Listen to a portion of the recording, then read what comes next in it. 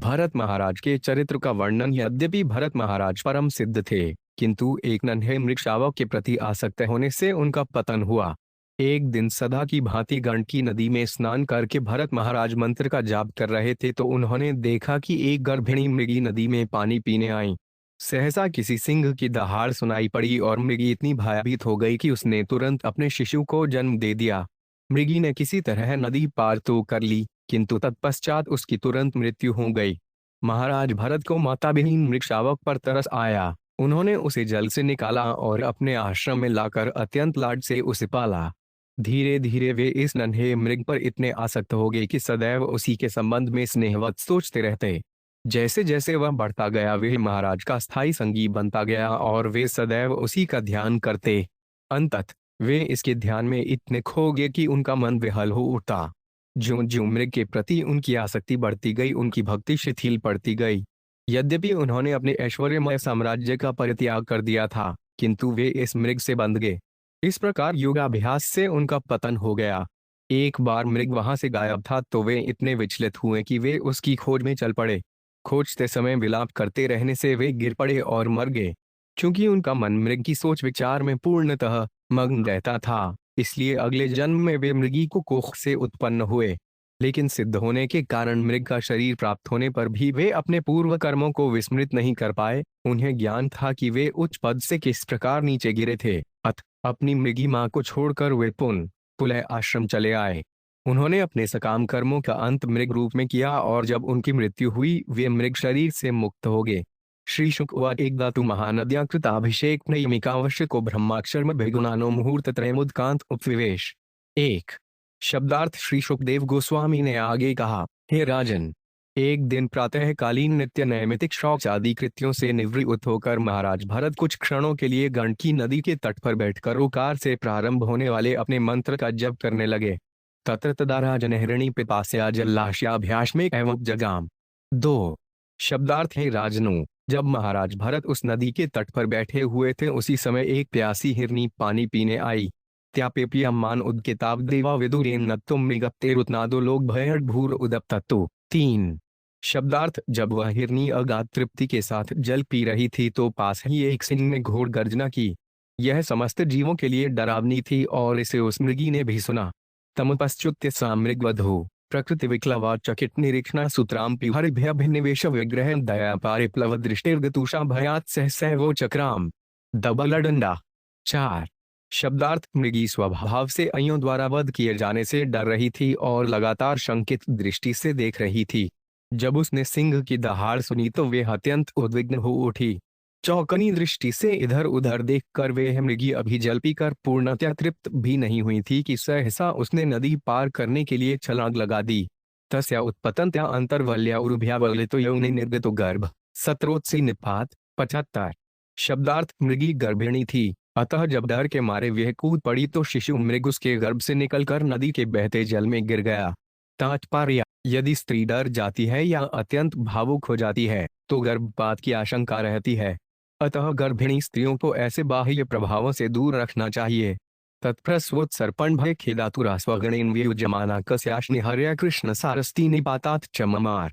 6 शब्दार्थ अपने झुंड से विलग होने तथा गर्भपात से त्रस्त हो जाने से वे कृष्णा मृगी नदी को पार करके अत्यंत भयभीत हुई, अतः एक गुफा में गिरकर वे तुरंत मर गई। तत्वेन कृपणवान स्रोत्सानुह्यमानमभिवीक्ष्याप्विधं बन्धुरिवानुकंपया राजर्षिर्व्रतादाय मृतमात्रमित्याश्रमपटं नयत। दबलडंडा। 7 शब्दार्थ नदी के तीर पर बैठे हुए महान राजा भरत ने अपनी मां से बिछुड़े बच्चे को नदी में उतराते देखा। यह देखकर उन्हें बड़ी दया आई। उन्होंने विश्वासपात्र मित्र की भांति उस नन्हे शावक को लहरों से निकाल लिया और मातृहीन जानकर वे उसे अपने आश्रम में ले आए। तात्पर्य, प्रकृति के नियम जिस सूक्ष्मता से लागू होते हैं उसका हमें ज्ञान नहीं होता है। महाराज भरत उन्नत भक्त और महान राजा थे। वे परमेश्वर की प्रेमा भक्ति को प्राप्त करने ही वाले थे, किंतु उस पद से भी भौतिक स्तर पर वे नीचे गिर गए। इसलिए भगवद गीता 2.15 में यह चेतावनी दी गई है, यही नव्यत्यंतेते पुरुषस्थ सम दुख युक्तन धीरवंसो उम्रतत्वाय कल्पते पुरुष श्रेष्ठ। अर्जुन, जो सुख दुख को सम्मान समझकर इन दोनों से व्याकुल नहीं होता वे धीर पुरुष निश्चित रूप से मुक्ति के योग्य है। भौतिक बंधन से मोक्ष तथा मुक्ति के प्रति अग्रसर होने में डॉलर अत्यंत सतर्क रहना चाहिए, क्योंकि थोड़ी सी त्रुटि रह जाने से पुनः संसार में गिरना पड़ता है। महाराज भरत के चरित्र का अध्ययन करके हम सभी प्रकार को भौतिक आसक्ति से मुक्त होने की कला सीख सकते हैं। जैसा कि आगे के श्लोकों से पता चलेगा, भरत महाराज को मृग शरीर धारण करना पड़ा, क्योंकि मृग शावक पर उनका अत्यंत ममत्व हो गया था। हमें चाहिए कि हम मनुष्य को भौतिक स्थिति से दिव्य स्थिति तक उठाने में दयालु बने, क्योंकि पता नहीं कब हमारी यह सिद्धि नष्ट हो जाए और हमें नीचे गिरना पड़े।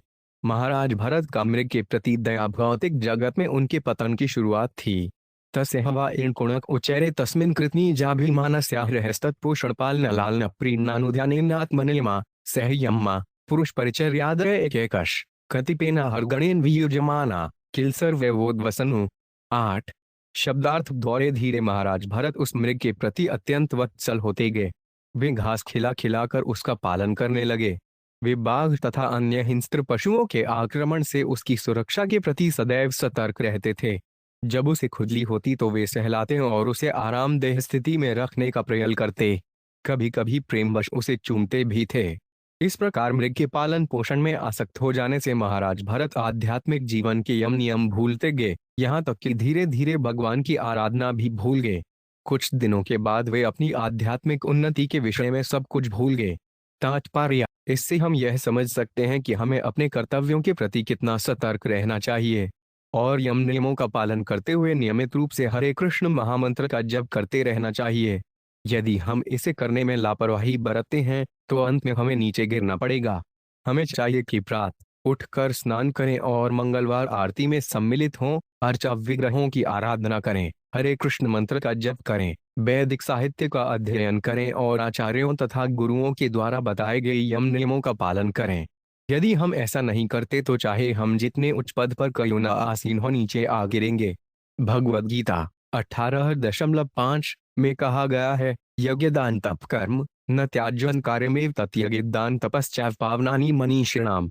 यज्ञ तप और दान रूप कर्म का त्याग नहीं करना चाहिए, वरन इन्हें $वश्य करते रहना चाहिए। वस्तुतः यज्ञ दान और तप महात्माओं को भी शुद्ध करने वाले हैं, यहाँ तक कि सन्यासी को भी इन विधि विधानों का परित्याग नहीं करना चाहिए। उसे अर्चा विग्रह की आराधना करनी चाहिए और समय तथा जीवन को श्री कृष्ण की सेवा में लगाना चाहिए। उसे तभी करते रहना चाहिए। इन सब का त्याग नहीं हो सकता। मनुष्य को यह समझकर कि उसने संन्यास धारण कर लिया है अपने को सिद्ध नहीं मान लेना चाहिए। अपनी आध्यात्मिक उन्नति के लिए भरत महाराज के कार्यकलापों का ध्यानपूर्वक अध्ययन करना चाहिए। अहो बताए हरिणकुंड कह कृपणि भ्ररण प्रभ्रमण रेन स्वगण सुहधंधु परिवर्जित शरणंचमोपसादित तुम्हामेव माता पितृ भ्रातृ ज्ञाति योधिकांशवोपेयनन्यंकजंजन वेदमयति विसृब्धश्नातेव मया मत परायण से पोषण पालन प्रीणन लालनम न सुयुनानुष्ठेयन शरण्योपेक्षा दोष विदुषा। नौदार्थ महान राजा भरत सोचने लगे, अहो बेचारा यह मृग शावक भगवान के प्रतिनिधि काल अक्र के वेग से अपने संबंधियों तथा मित्रों से विलग हो गया है और मेरी शरण में आया है। यह अन्य किसी को न जानकर केवल मुझे अपना पिता माता भाई तथा स्वजन मानने लगा है। मेरे ही ऊपर इसकी निष्ठा है। यह मेरे अतिरिक्त और किसी को नहीं जानता, अतः मुझे ईर्ष्यावश यह नहीं सोचना चाहिए कि इस मृग के कारण मेरा अकल्याण होगा। मेरा कर्तव्य है कि मैं इसका लालन पालन रक्षण करूं तथा इसे दुलारूं पुचकारूं। जब इसने मेरी शरण ग्रहण कर ली है तो भला इसे मैं कैसे दुत्कारूं।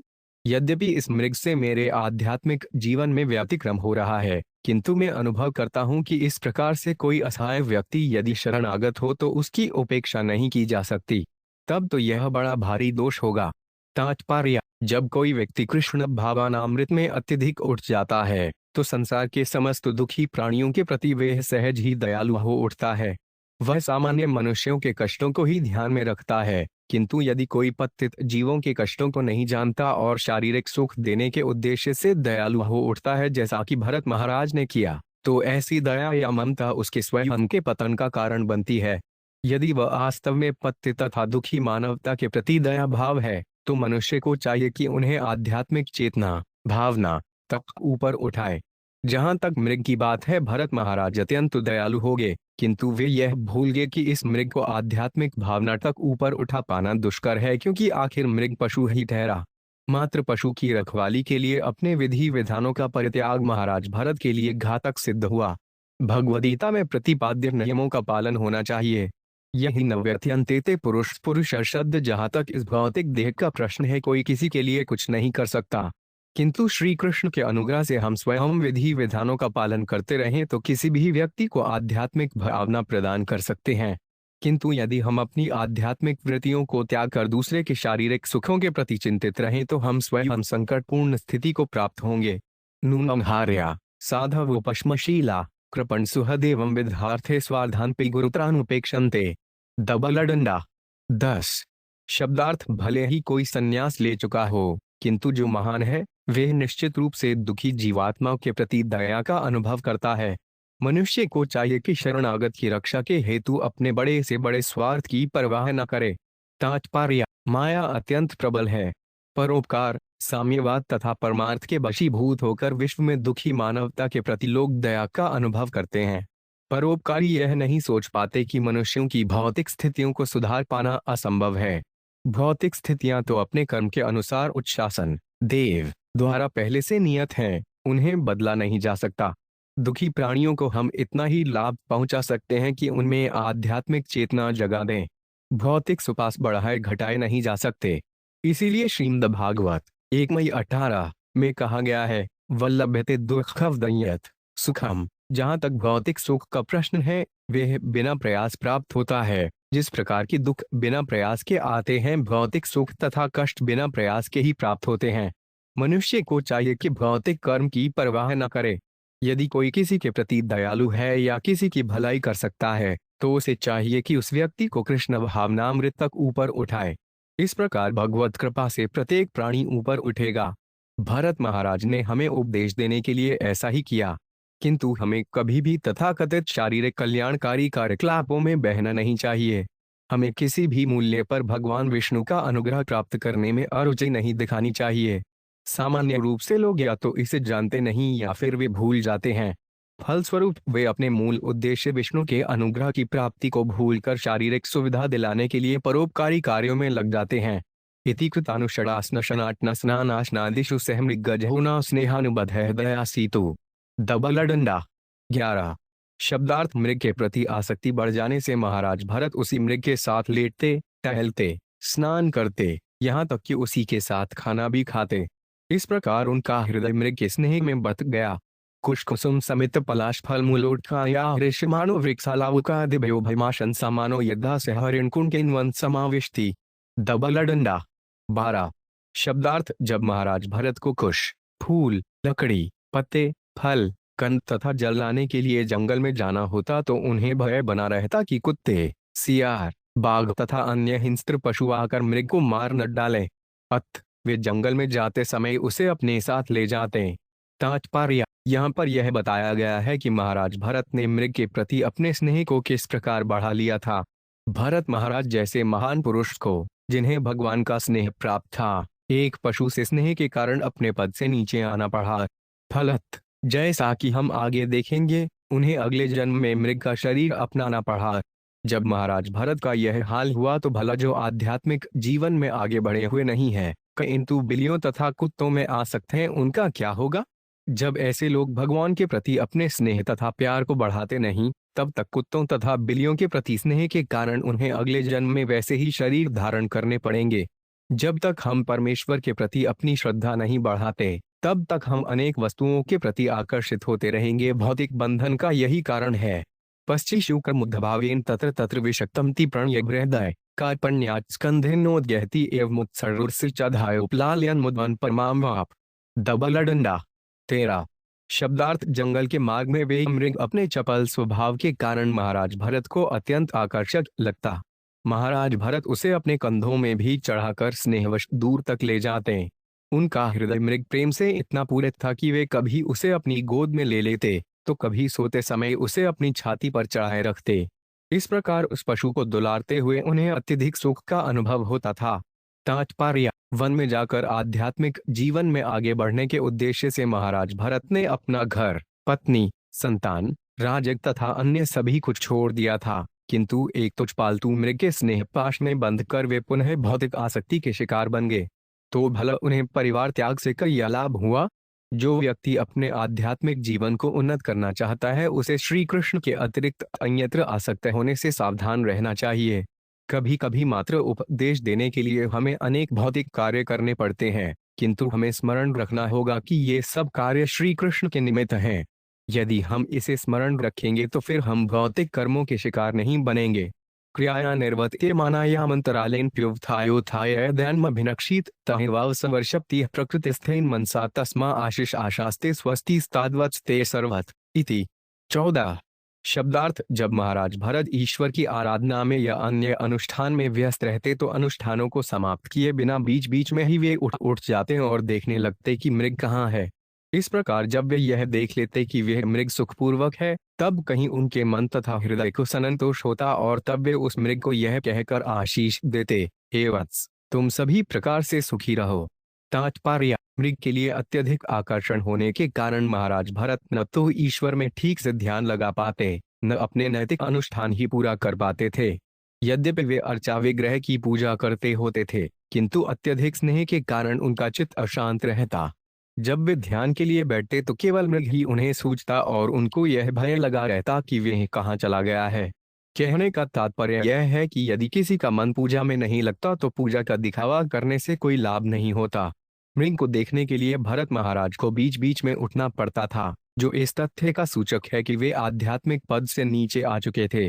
अय्यदावृषमृद्विग्नम नष्टध्वविनिकृपण सकृनम तर्षेण हरिण कोणकुरहृदय संतापस्तमेवानुष्णोत्रन किलकश्मल महदभिरंभित इति होवाच। 15। शब्दार्थ। कभी कभी भरत महाराज यदि उस मृग को न देखते तो उनका मन अत्यंत व्याकुल हो उठता। उनकी स्थिति उस कंजूस व्यक्ति के समान हो जाती जिसे कुछ धन प्राप्त हुआ हो, किंतु उसके खो जाने से वे अत्यंत दुखी हो गया हो। जब मृग चला जाता तो उन्हें चिंता हो जाती और वियोग के कारण वे विलाप करने लगते। इस प्रकार मोहग्रस्त होने पर वे निम्नलिखित प्रकार से कहते। तात्पर्य। यदि किसी निर्धन व्यक्ति का कुछ धन या सोना खो जाता है तो वे अत्यंत उद्विग्न हो जाता है। इसी प्रकार महाराज भरत का मन मृग को न देखने पर उद्विग्न हो उठता। यह उदाहरण बताता है कि किस प्रकार हमारी आसक्ति बदल सकती है। यदि हमारी आसक्ति ईश्वर की सेवा में लग जाए तो हम प्रगति करते हैं। श्री रूप गोस्वामी ने ईश्वर से प्रार्थना की कि मैं भगवान की सेवा के प्रति उसी प्रकार आकृष्ट हूँ जिस प्रकार तरुण तथा तरुणियां परस्पर आकृष्ट होते हैं। श्री चैतन्य महाप्रभु ने समुद्र में कूदकर या रात्रि भर त्रियोगवश रो रोकर ईश्वर के प्रति ऐसी आसक्ति प्रदर्शित की।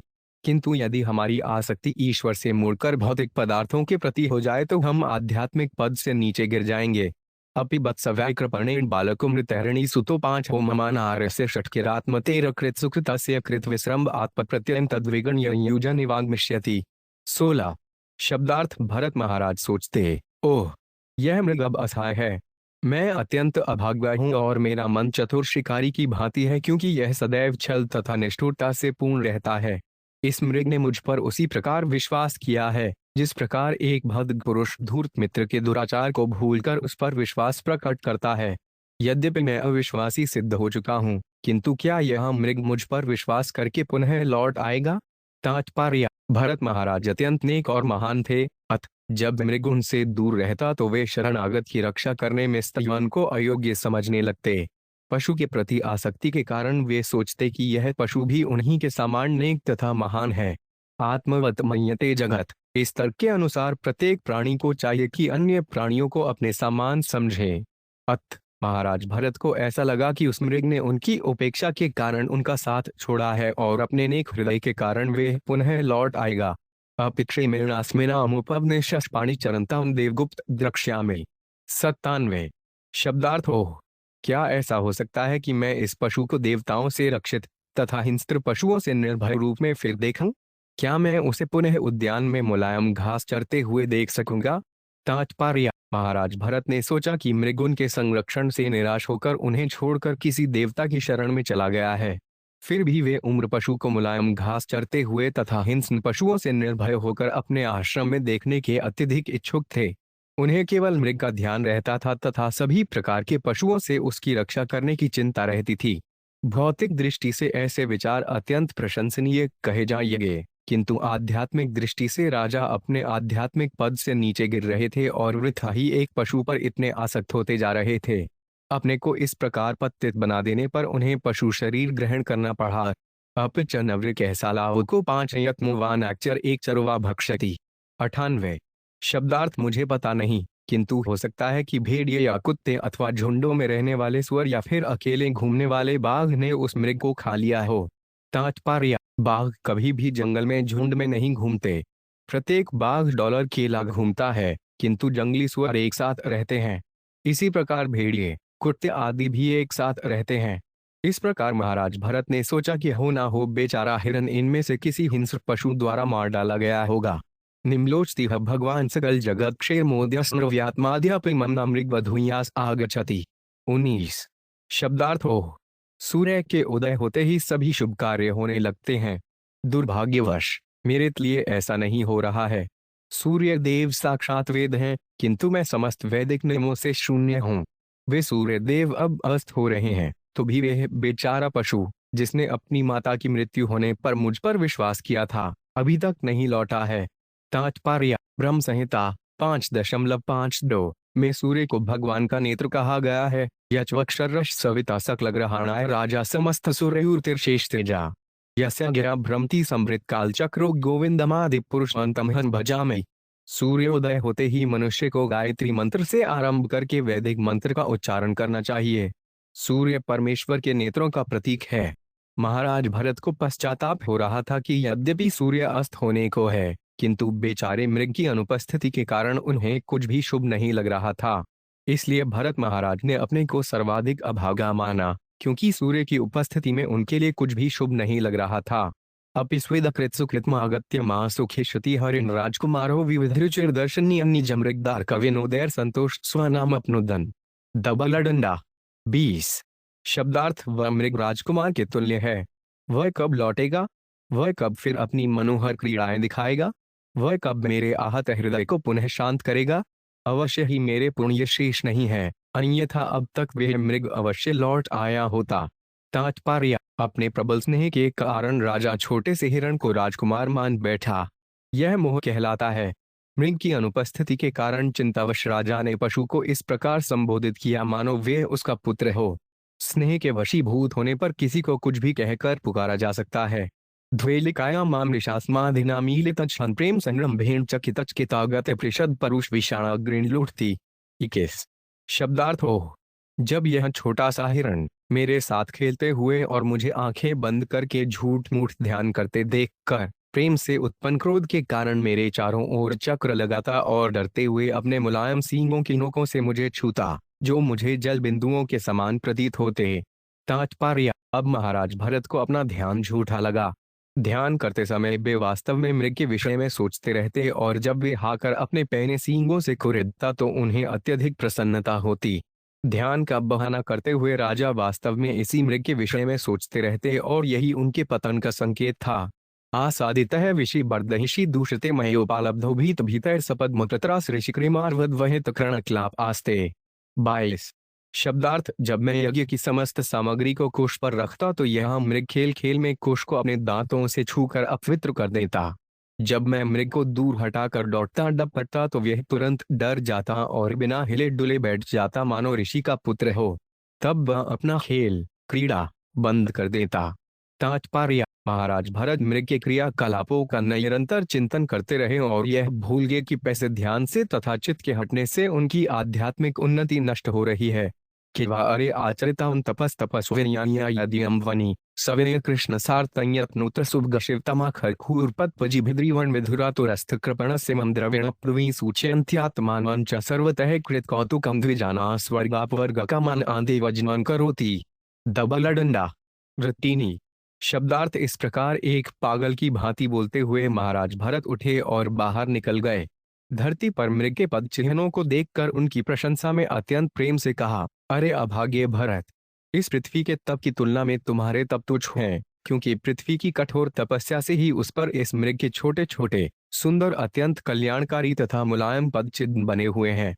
पद चिन्हों की यह श्रेणी मृग विच्छोह से दुखी मुझ जैसे व्यक्ति को दिखा रही है कि वह पशु इस जंगल से होकर किस प्रकार आगे गया है और मैं उस खोई हुई संपत्ति को किस तरह पुनः प्राप्त कर सकता हूँ। इन पदचिह्नों के कारण यह भूमि स्वर्ग या मुक्ति की इच्छा से देवताओं के हेतु यज्ञ करने वाले ब्राह्मणों के लिए उत्तम स्थान बन गई है। तात्पर्य, कहा जाता है कि जब कोई पुरुष प्रेम व्यापार में अत्यधिक फंस जाता है तो वह स्वयं को तथा दूसरों को तो भूलता है ही, वह कर्म करना और बात करना तक भूलने लगता है। ऐसी किंवदंती है कि एक मनुष्य के जन्मांध पुत्र हुआ, किंतु पिता ने पुत्र के प्रति अत्यधिक स्नेह के कारण उसका नाम पद्मालोचन रख दिया। अन प्रेम की ऐसी की दशा है। भरत महाराज मृग के भौतिक प्रेम में फंसकर धीरे धीरे ऐसी ही दशा को प्राप्त हुए। स्मृति शाख का वचन है, यस्मिन्देशे मृगः कृष्णस्तस्मिन् धर्मात्रिवोधत। जिस भूभाग में श्याम मृग के पद चिन्ह दिखे उसे धार्मिक कृत्यों के लिए उपयुक्त स्थान समझना चाहिए। अपिस्विद्सो भगवान उडुप्तरेण मृगत्विहान्मृत मात्र मृग बालकम स्वाश्रम प्रभ्रष्टम नुकंपया कृपणजनवत्सलः परिशाति। 24। शब्दार्थ, भरत महाराज उन्मत्त पुरुष की भांति बोलते रहे। अपने सिर के ऊपर उदित चंद्रमा में मृग के सदृश काले धब्बों को देखकर उन्होंने कहा, कहीं दुखी मनुष्य पर दया करने वाले इस चंद्रमा ने यह जानते हुए कि मेरा मृग अपने घर से बिछुड़ गया है और मातृविहीन हो गया है, उस पर भी दया की हो। इस चंद्रमा ने सिंह के अचानक आक्रमण से बचाने के लिए ही मृग को अपने निकट शरण दे दी हो। किवात्मज विशेषज्वरद्वदहन शिखाभिरुप्तप्यमानहद्यस्थलं लीनीकमामुपसृतमृगीतनयं शिशिरशान्तानुरागुणित निजवदनसलीलामृतमय गुभस्तिभिः स्वदतीति। 4। 25। शब्दार्थ, चांदनी को देखकर महाराज भरत उन्मत्त पुरुष की भांति बोलते रहे। उन्होंने कहा, यह मृगचौना इतना विनम्र घुल मिल गया था और मुझे इतना प्रिय था कि इसके वियोग से मुझे अपने पुत्र जैसा वियोग हो रहा है। इसके वियोग ताप से मुझे दावाग्नि से जल जाने जैसा कष्ट हो रहा है। मेरा हृदय स्थल कुमुदनी जैसा जल रहा है। मुझे इतना दुखी देखकर चंद्रमा मेरे ऊपर चमकते हुए अमृत जैसी वर्षा कर रहा है, मानो प्रखर ज्वर से पीड़ित व्यक्ति पर उसका मित्र जल छिड़क रहा हो। इस प्रकार यह चंद्रमा मुझे सुख देने वाला है। तात्पर्य, आयुर्वेदिक चिकित्सा के अनुसार जिस व्यक्ति को तेज ज्वर हो, उम्र पर मुख के खुले से जल का छिड़काव करना चाहिए, इससे ज्वर घट जाता है। भरत महाराज अपने पुत्रवत मृग के वियोग से अत्यंत दुखी थे, अतः वे सोच रहे थे कि यह चंद्रमा अपने मुख में जल भरकर उन पर कुले से छिड़क कर रहा है, जिससे उनका तेज ज्वर शमित हो जाए जो उस मृग होने के विरह के कारण था। एवं मृगटमान मनोर्थधाकुलाय मृगार का भासेन स्वारब्ध कर्म योगारंभन तो विश्रिषित है सयोग तापसो भगवदाराधना लक्षण आच्य कथम मित्र था जात्यंतर एन कुणक आसदू साक्षानी श्रेयस प्रतिपक्षत्या प्राक परित्यक्त दुस्तेजः दयाभिजातस्य तस्एव मंत्राय विहिरत्योगारंभणस्य राजपेम भरतस्य तावन मृगाढव कपोषण पालन प्रीणन लालनानुषजृणा विगण्यत आत्मान मोहिरिवाखुबिलन दुर्तिक्रमः काल कराल रभस आपद्यत। 26। शब्दार्थ, सुखदेव गोस्वामी ने आगे कहा, हे राजन, इस प्रकार महाराज भरत दुर्दमनीय आकांक्षा से अभिभूत हो गए जो मृग के रूप में प्रकट हुई। अपने पूर्व कर्मों के फल के कारण वे योग तप तथा भगवान की आराधना से च्युत हो गए। यदि यह पूर्व कर्मों के कारण नहीं हुआ तो वे क्यों कर अपने पुत्र तथा परिवार को अपने आध्यात्मिक जीवन के पथ पर अवरोध समझकर त्याग देने के बाद भी मृग से इतना आकृष्ट होते? वे मृग के लिए इतना दुर्दम्य स्नेह क्यों प्रकट करते? यह निश्चय ही उनके पूर्व कर्म का फल था। राजा मृग को सहलाने तथा उसके लालन पालन में इतने व्यस्त रहते कि वे अपने आध्यात्मिक वृत्तियों से नीचे गिर गए। कालांतर में दुलद्य मृत्यु उनके समक्ष उपस्थित हो गई, जिस प्रकार कोई विषधर सर्प चूहे के द्वारा निर्मित छिद्र में चुपके से घुस जाता है। तात्पर्य, अगले श्लोकों में देखने में आएगा कि मृत्यु के समय महाराज भरत को मृग से आकर्षण के कारण बाध्य होकर मृग का शरीर धारण करना पड़ा। इस संबंध में एक प्रश्न पूछा जा सकता है कि भक्त के पूर्व दुष्कर्मों तथा पापों का उस पर किस प्रकार प्रभाव पड़ सकता है। ब्रह्म संहिता 5.54 में कहा गया है, कर्माणि निर्दहाति किंतु च भक्ति भाजाम। जो भक्ति भजन में लगे रहते हैं उनके पूर्व कर्मों के फल की क्षतिपूर्ति हो जाती है। इसके अनुसार भरत महाराज को उनके पूर्व कर्मों के लिए दंडित नहीं किया जा सकता था। इसका निष्कर्ष यह होगा कि वे जानबूझकर मृग के प्रति अत्यधिक लिप्त हो गए और उन्होंने अपनी उन्नति की उपेक्षा की। उनकी इस त्रुटि को तुरंत सुधारने के लिए उन्हें अल्पकाल के लिए मृग का शरीर प्रदान किया गया। यह उनकी भक्ति को सुदृढ़ करने के लिए किया गया था। यद्यपि उन्हें पशु शरीर दिया गया, किंतु वे यह नहीं भूल पाए कि जानबूझकर की गई उनकी त्रुटि के कारण ही ऐसा हुआ। वे इस मृग शरीर से उद्धार पाने के लिए अत्यंत उत्सुक थे, जिससे सूचित होता है वे भक्ति के प्रति अधिकाधिक स्नेहिल हो उठे थे, जिससे अगले जन्म में उन्हें ब्राह्मण का शरीर प्राप्त हो सका, जिससे वे अपने लक्ष्य में सिद्धि पा सके। इसी हर विश्वास के साथ ही हम अपनी पत्रिका बैक द गार्डहेड में यह घोषित करते हैं कि वृंदावन में रहने वाले कुछ गोस्वामी भक्त जो जानबूझकर पाप करते हैं, वे उस पवित्र भूमि में कुत्ते, बंदर तथा कछुए का शरीर धारण करते हैं। इस प्रकार वे कुछ काल तक निम्न योनि में रहते हैं और अपना ऐसा पशु शरीर त्यागने के बाद वे पुनः वैकुंठ लोक जाते हैं। ऐसा अल्पकालिक दंड विगत कर्मों का फल नहीं होता। भले ही यह विगत कर्म के कारण प्रतीत हो, किंतु यह दंड भक्त को अपनी भूल सुधारने और भक्ति में अग्रसर होने के लिए दिया जाता है। तदानीं पार्श्ववर्तिन मात्मजमिवानुशोचन्तम भिवीक्षमाणो मृगेवाभिनिवेशितं न विसृज्य लोकमिमंसः मृगेण कलेवरन्मृत मनूनामृत जन्मानुस्मृतिरित्रवन् मृगश्रीर्मवाप। 27। शब्दार्थ राजा ने देखा कि उनकी मृत्यु के समय वह मृग उनके पास बैठा था मानो उनका पुत्र हो और वह उनकी मृत्यु से शोकातुर था। वास्तव में राजा का चित्त मृग के शरीर में रमा हुआ था। फलत कृष्ण भावनामृत से रहित मनुष्यों की भांति उन्होंने यह संसार, मृग तथा अपना भौतिक शरीर त्याग दिया और मृग का शरीर प्राप्त किया। किंतु इससे एक लाभ हुआ। यद्यपि उन्होंने मानव शरीर त्याग कर मृग का शरीर प्राप्त किया था, किंतु उन्हें अपने पूर्व जीवन की घटनाएं भूल नहीं पाई थीं। तात्पर्य: महाराज भरत द्वारा मृग शरीर ग्रहण करने तथा मृत्यु के समय अन्य व्यक्तियों की मानसिक दशा के अनुसार जो विभिन्न शरीर प्राप्त होते हैं उन्हें ग्रहण करने में अंतर है। अन्य लोग मृत्यु के बाद भूल जाते हैं कि उनके पूर्व जीवनों में क्या क्या घटनाएं हुई थीं, किंतु महाराज भरत कुछ भी नहीं भूले थे। भगवद गीता के अनुसार 8.6 यह वापिस परंत हवन्ते जत्यंते कलेव्रय ते तमे वेति कौन्ते सदा तद्भाव भावेत। जिस भाव का स्मरण करते हुए जीव देह त्यागता है, वह निसंदेह उसको ही प्राप्त होता है। शरीर त्यागने के बाद मनुष्य की मृत्यु के समय जैसी मानसिक स्थिति होती है, वह उसी के अनुसार अन्य शरीर प्राप्त करता है। मृत्यु के समय कोई भी मनुष्य सदैव उसी विषय को सोचता रहता है जिसमें वे आजीवन उलझा रहता है। इस नियम के अनुसार चूंकि भरत महाराज भगवत भक्ति भूलकर निरंतर मृग के चिंतन में डूबे रहते थे, इसलिए उन्हें मृग का शरीर प्राप्त हुआ। किंतु भक्ति का चरम स्तर प्राप्त होने के कारण उन्हें पूर्व जीवन की घटनाएं विस्मृत नहीं हुई थीं। इस विशेष वरदान ने उन्हें आगे की अधोगति से बचा लिया। भक्ति संबंधी पूर्व कर्मों के कारण वे मृग शरीर धारण करके भी अपनी भक्ति को पूरा करने में संकल्प रहे। इसलिए इस श्लोक में कहा गया है, यद्यपि वे घृतम अर्थात मर चुके थे, किंतु अनुतत्पश्चातु नगृत जन्मानु से उत्तरेतरवत वे अनन्यों की तरह पूर्वजन्म की घटनाओं को भूले नहीं। जैसा कि ब्रह्मसंहिता 5.54 में कहा गया है, कर्माणि निर्दहति किंतु चबक्ति भाजाए। इससे यहाँ यह सिद्ध हो जाता है कि श्री भगवान के अनुग्रह से भक्त कभी विनष्ट नहीं होता। जानबूझकर भक्ति की उपेक्षा के लिए भक्त को कुछ काल के लिए दंडित किया जा सकता है, किंतु उसे पुनः भक्ति प्राप्त होती है और वे भगवधाम को वापस चला जाता है।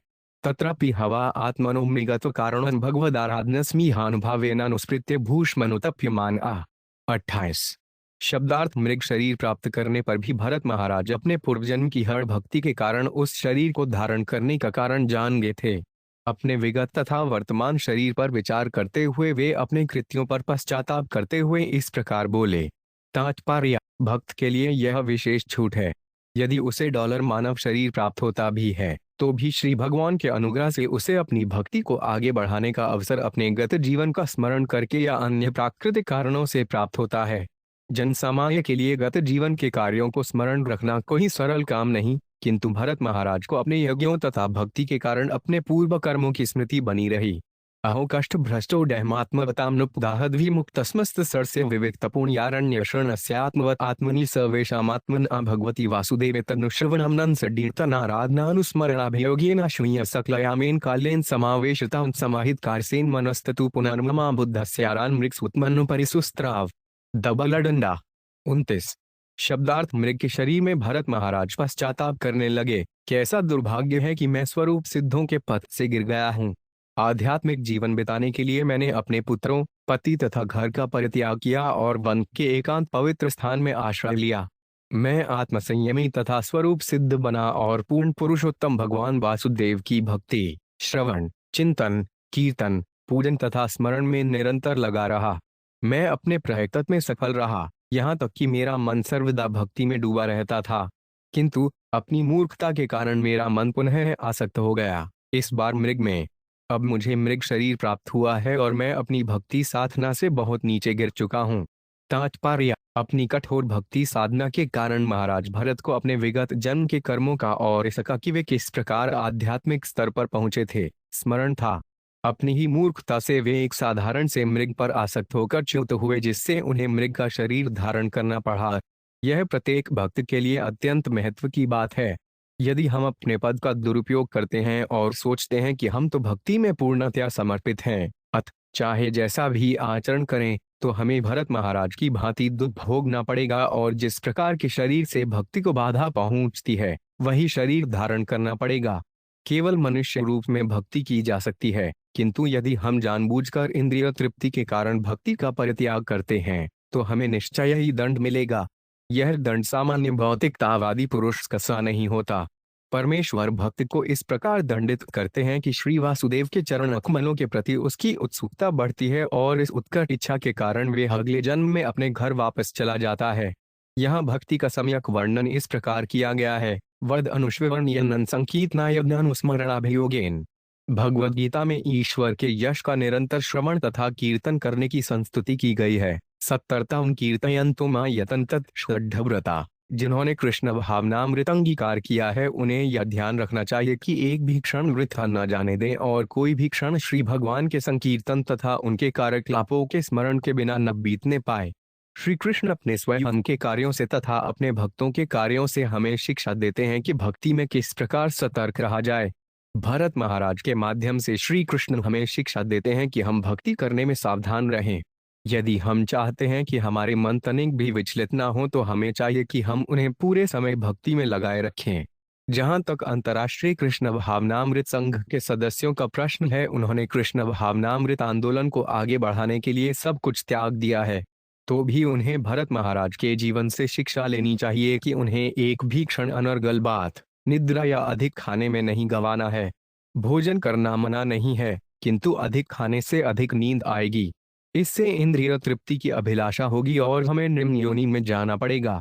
इस प्रकार हमारी प्रगति रुक जाएगी, भले ही कुछ काल के लिए कल ना हो।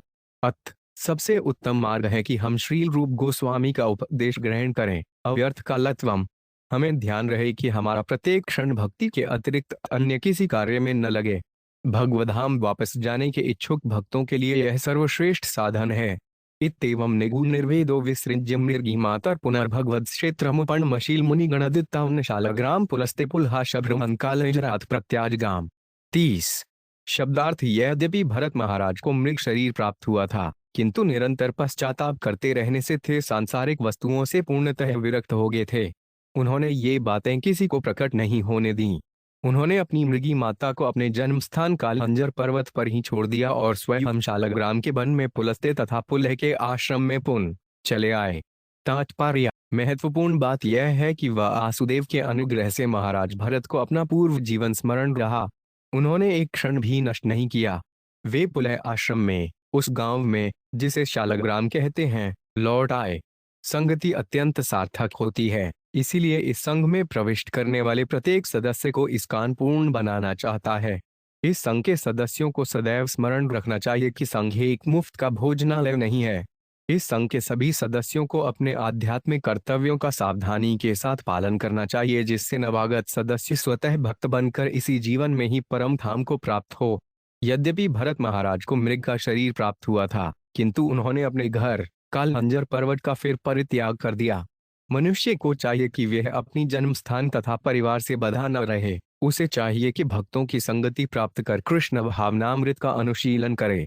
तस्मिन्नपि काल प्रतीक्षमाण सडझाच भूष्मुद्धिगण आत्मसहचर शुष्क पर्ण तृणवीरुधा वर्तमानो मृगत्व निमित्तावसान में गण्यं पुग श्रीवन तीर्थोदकपिनमुत्सर्ज। 35 शब्दार्थ: उस आश्रम में रहते हुए महाराज भरत अब कुसंगति का शिकार न होने के प्रति सतर्क रहने लगे।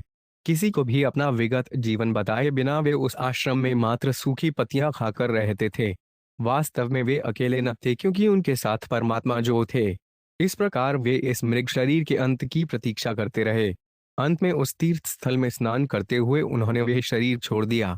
तात्पर्य: वृंदावन, हरिद्वार, प्रयाग तथा जगन्नाथपुरी जैसे तीर्थ स्थान विशेष रूप से भक्ति साधना के निमित्त हैं। विशेषत वृंदावन श्री कृष्ण के उन वैष्णव भक्तों के लिए जो बैकुंठ लोक को वापस प्राप्त करना चाहते हैं अत्युत्तम तीर्थ स्थान है।